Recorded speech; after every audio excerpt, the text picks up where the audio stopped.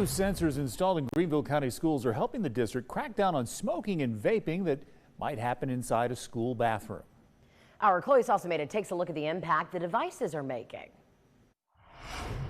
Greenville County Schools is installing sensors in middle and high schools that can detect if someone is using a vape or THC pen.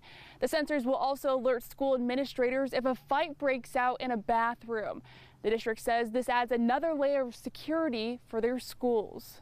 So this is a Halo Smart sensor. The sensors look similar to a smoke detector, but their alarm sounds much different.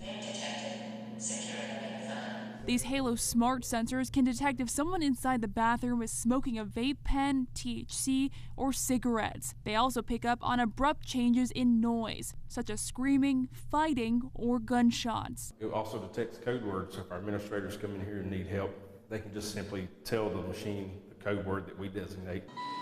Once the sensors detect something, a notification is sent to school administrators. Administrators sometimes and teachers can't be inside the bathroom, and this basically gives us a better chance of deterring activity that don't need to be going on, whether that's vaping or fighting.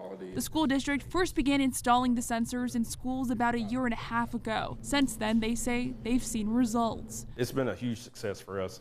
When we started out, we've seen the numbers at X, and over the last year and a half, we've seen a drastic decline in the number of alerts that we have received. According to the Phoenix Center, if teens start using substances like vapes or THC at early ages, it can have a significant impact on their adult lives. Students who use substances in their teen years and younger, they are 4 times more likely to develop a substance use disorder later on. If we can help one student or protect one student from harming themselves, whether that's with THC or vape or physical altercation, then we think that's a win.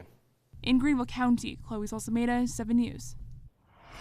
And the school district says they also plan to install the Halo Smart sensors in elementary schools.